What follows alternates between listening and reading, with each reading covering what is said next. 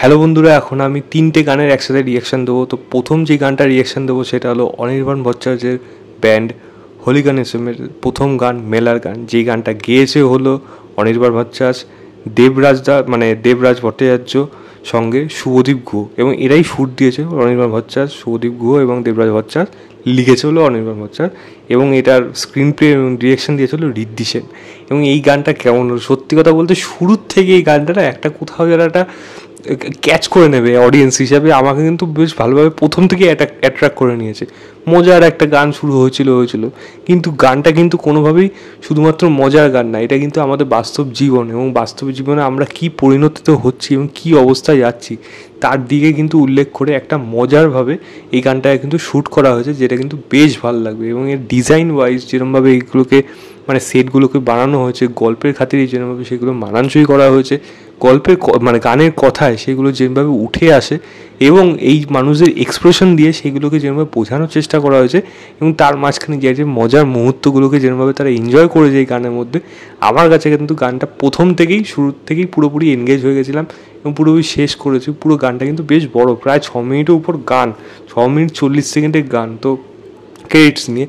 তো সেখানে কিন্তু বেশ ভালো লাগবে এবং কোথাও যেন সেই বল্লভপুরের রূপকথার জন্য একটা ভাইস পেয়েছিল গানের মধ্যে, জয় বাদল জয়, এরকম যেরকম গান শুনতে পেয়েছিলাম সেরকমভাবেই মনে হচ্ছিলো একটা মজার জিনিস দিয়েই শুরু হবে।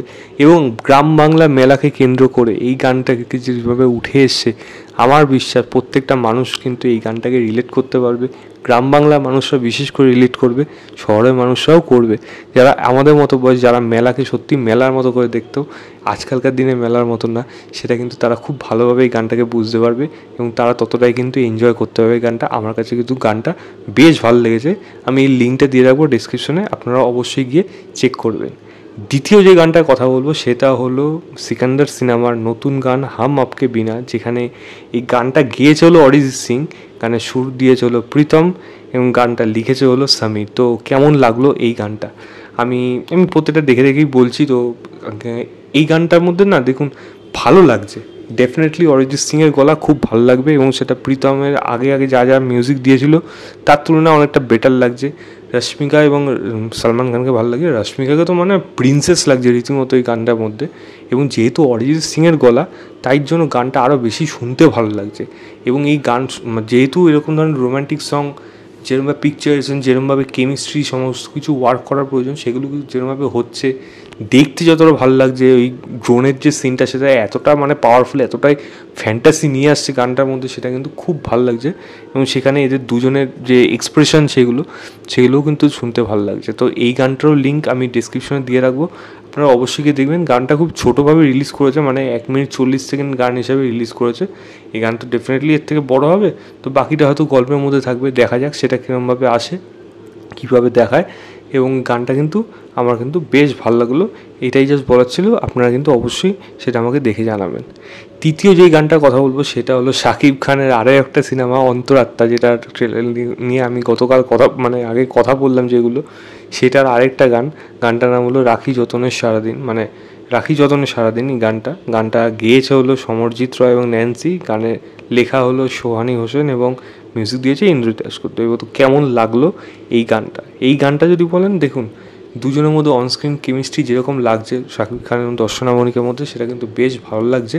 এবং গানের ভাষা, গানের কথা, গানের সুর এবং অনস্ক্রিন কেমিস্ট্রির সঙ্গে যেভাবে পিকচারেশনে যাভাবে তাদের দুজনের মধ্যে অনস্ক্রিন কেমিস্ট্রি দেখাচ্ছে, সেটা কিন্তু বেশ ভালো। আমি কিন্তু বলবো একটা ভালো রোম্যান্টিক গান কিন্তু এই গানটা হতে পেরেছে। এবার এই সিনেমাটা কীরকম চলবে সেটা পরের কথা, বাট এই গানটা কিন্তু আমার মনে হয় প্রত্যেকটা দর্শকে ভালো লাগবে। সিনেমাটা একটু পুরনো ব্যাড ডেটের হয়ে গেল, গান কিন্তু এই সিনেমাটা এই গানটা কিন্তু ব্যাড ডেটের না, এটা কিন্তু ভালো লাগবে, ভালোবাসার গান, ভালো লাগার গান, যেটা আমি থাম্বনেলেও লিখেছি। তো সেটা কিন্তু এই তিনটে গানের মধ্যে কিন্তু সেই জিনিসটা পাবেন, ভালোবাসারও গান পাবেন, ভালো লাগারও গান পাবেন। তো সেইটা কিন্তু অনেক কিছু নির্ভর করছে এবং এই গানটা আমার কিন্তু বেশ ভালো লেগেছে। যেভাবে গেয়েছে গানটা সেটাও ভালো লাগবে, গায়ক গায়িকারা যেটা গেয়েছে ভালো লাগবে, দুজনকে প্রচণ্ড ভালো লাগছে, অনস্ক্রিন ভালো লাগছে। এবং যেরকমভাবে শ্যুট করা হয়েছে, যেরকমভাবে জায়গাগুলো তো যাদের যেরকমভাবে সেট বানিয়ে যেরকমভাবে শ্যুট করা হয়েছে, সেগুলোও কিন্তু দেখতে বেশ ভালো লাগছে। তো এই ছিল আমার তিনটে গানের রিয়াকশান, আমি তিনটেই লিঙ্ক দিয়ে রাখছি ডিসক্রিপশনে, আপনারা অবশ্যই গিয়ে চেক করে জানাবেন আপনাদের কেমন লেগেছে। তো এই ছিল আমার ওভারঅল রিয়াকশান। ভিডিওটা ভালো লাগে লাইক শেয়ার, চ্যানেলটাকে অবশ্যই সাবস্ক্রাইব সাবস্ক্রাইব করে দেবেন। বাই।